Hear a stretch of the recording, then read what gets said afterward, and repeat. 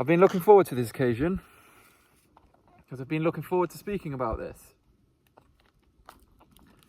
Get a job, work hard, save. There's no other way.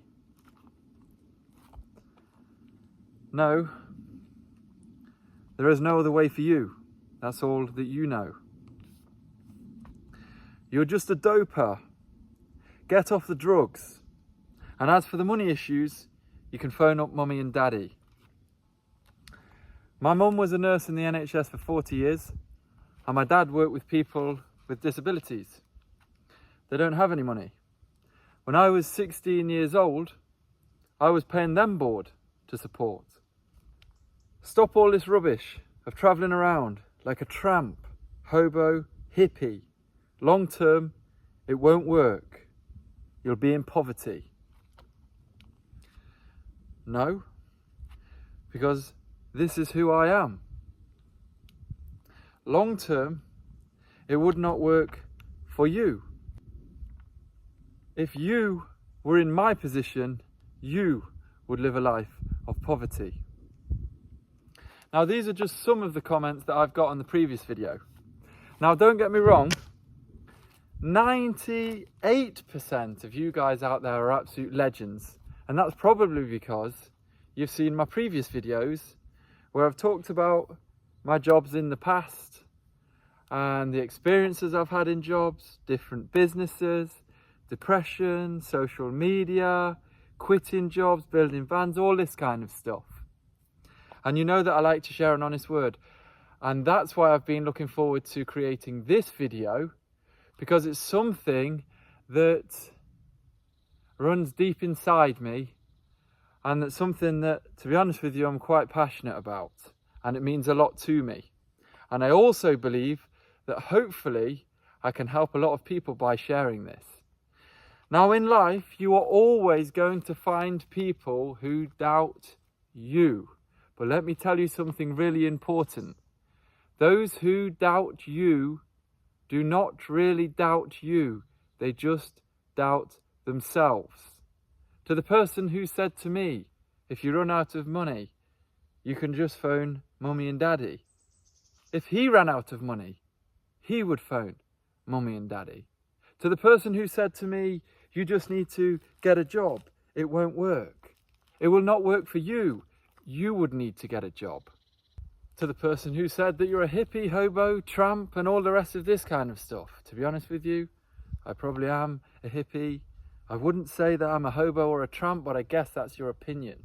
But for you to say you will be in poverty, I would say you would be in poverty if you were in my position. Fortunately, you're not. Now, let me tell you people, in life, you're always going to have people who doubt you. But I want you to know that the people who doubt you really just doubt themselves.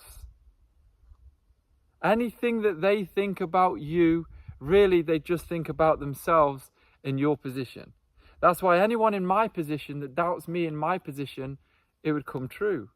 It wouldn't work out. If they believed that it would not work, if they were in my position, then they are absolutely right. Exactly like Henry Ford said, whether you think you can or think you can't, you're right. That would be the last quote that I throw at you, because I find them quite cringy, to be honest with you. Anyway, I want to share with you guys in this video. I told you on the previous video how I had a fish and chip van. And, you know, I was running out of money and it came down to the wire. And I basically, literally, it was coming to, I believe it was a Wednesday. And if I didn't go out on that Monday and I didn't get the business right, this was after 3 months of failure. If I didn't get everything right, then I wasn't going to be able to pay my loan on that Wednesday. But I went out on that Monday and the business worked. I earned 300 quid, 350 quid, whatever it was. And I was able to put money in the bank and pay my loan. That was the story of how I came down to the wire, my last few pennies. And this is why, hence I said on the previous video, I can't yet get a job because of my past experience of it actually working when I got so close to running out of money. And I'll do the same this time, I promise you. Hopefully we won't get there, but I'm willing to get to the wire again. My very last penny. Now, when I started that business, I was actually, before I started it, I was an air conditioning engineer. And if you've watched my video on quiet quitting, what it's like to work with wankers, then you'll know my experience of that industry. It was savage. The people that I was working with, they used to basically treat me like a boxing bag. They'd hold me, pin me down, slam me on the floor, force me to do things. They're just very weird people, and it was not a nice place to be, not a nice place to work. What I didn't mention on that video was the boss that I worked with, which was a guy called Sean Antrobus. Now, this guy was the worst boss that I have ever worked with. To paint a picture of this individual, we're on a building site, and this was the days where I'd switched over from air conditioning to do plumbing. And I am walking on the building site, and I'm walking behind him, I'm walking with him. I can't remember, he's going to show me something on the site, whatever, not important. And we basically walk around the corner, and there are two guys talking. Bear in mind, these guys are quite literally about 60 years old. He screws up a piece of paper that he's got in his hand, and he throws it straight at one of their face. And it hits them straight in the face. And do you know what they do? They do absolutely nothing. They scuttle off and they do their work. And you know what he says to them? He says, "Ah, I caught you, you bastards, didn't I?" And he's literally just talking about catching them talking, and they did nothing about it. This is the kind of person that Sean Antrobus was. Do you know who else Sean Antrobus was? What we'd do at the end of the day, we'd finish on site at about 5 o'clock, and we'd have to come up to his office, which was also on the building site. Now, I don't care what you eat, how big you are, what you look like, or anything like this, okay? But for Sean Antrobus, he was fat, ugly, and a horrible bastard. And we would queue up at the end of the day in this little room on site while he'd be sat there eating, scoffing his face on his desk, while there are 30 to 35 grown men on this building site waiting for him to look at his watch. And he'd purposely be looking around the room, and he'd be looking at his watch, waiting for the exact second that it hit 5 o'clock, and you could not leave before then. And he'd wait, he'd be eating his donuts or whatever else he's eating, he'd be playing games on his computer, and then when it struck 5 o'clock, he'd just point to the door and say, "Go on then, fuck off." That is genuinely how we were treated. Now, the reason that I'm sharing this story with you is because when I handed in my notice at my work, which was Hilton Building Services in Nottingham, I handed my notice in, and I didn't hand it to Sean, I handed it to the managing directors. And then they passed on the message, because I didn't want to tell Sean directly, because I thought, fuck you, Sean, you don't deserve to be told. And they obviously told him that I was leaving. And by this time I was qualified. I had an NVQ2 in heating and engineering.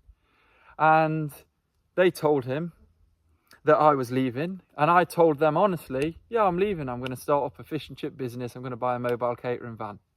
And the truth is, the reason that I was doing that is because I absolutely hated the position that I was in. I was hating the people that I was working with. They were all a bunch of bullies. And I went on site the next day after handing in my notice, and he comes up to me and he says, "Oh, I heard you're leaving." I said, "I am." He's like, "Yeah, what are you going to do?" I said, "I'm going to start a mobile fish and chip van." Do you know what he said to me? "That'll never work. They died out 25 years ago." That's the last words that I've ever heard from Sean Antrobus. And the reason that I'm telling you guys this, because you do not understand the motivation that that gave me to succeed. Because I thought, I never want to come back to this place. I never want to work with these people. And how disgusting is that when someone is going to try something, the last words that they say to you is, it'll never work.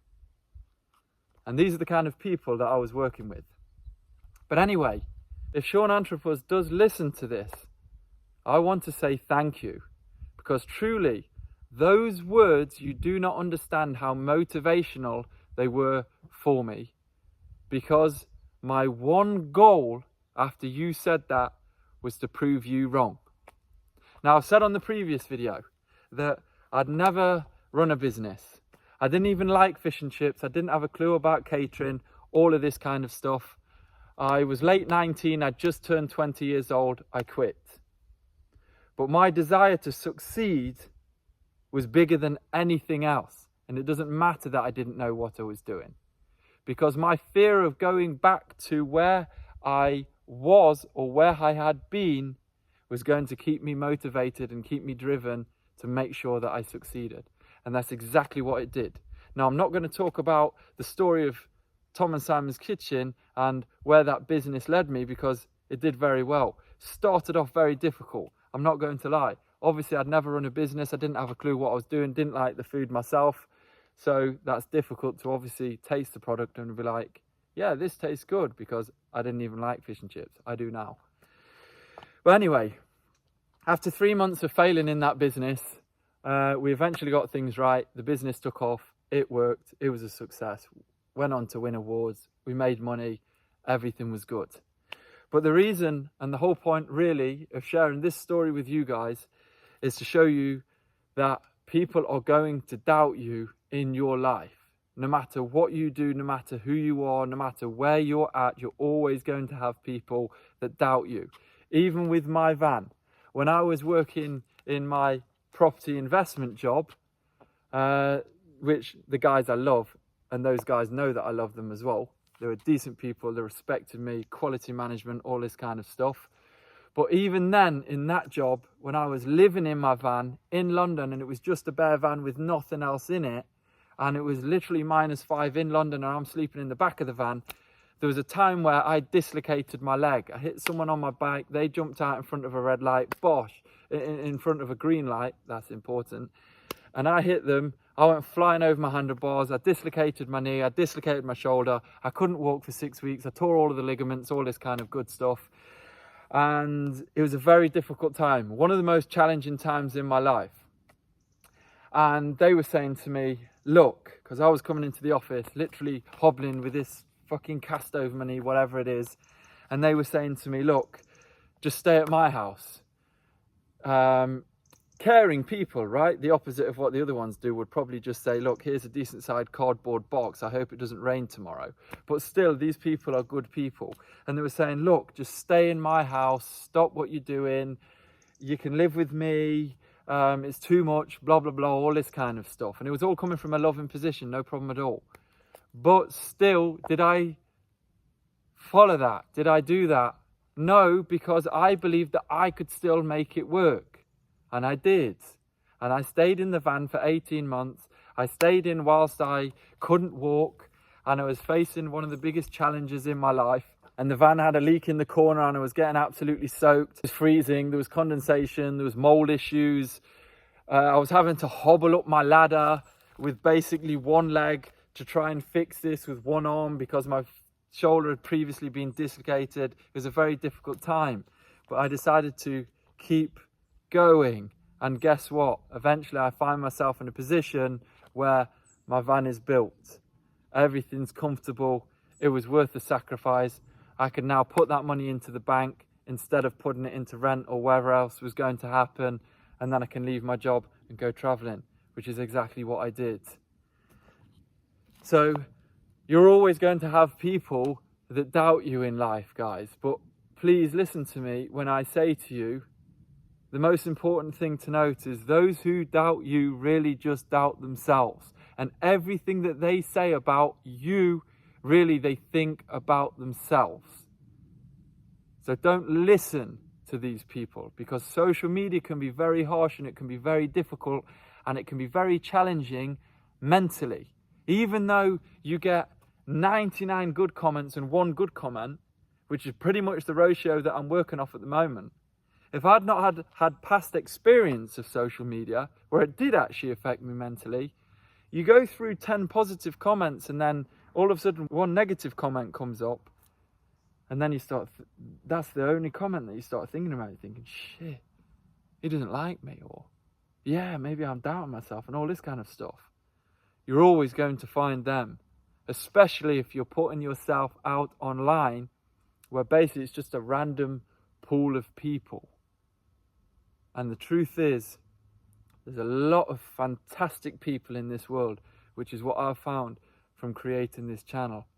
But at the same time, the odd person that's out there that's not very nice, they bark the loudest and they make a very loud noise and they affect you the most. But I'm sharing this with you guys to say to you, please don't let it. Let their doubts stay with them. They are not your doubts. They are doubts that they own. They doubt themselves.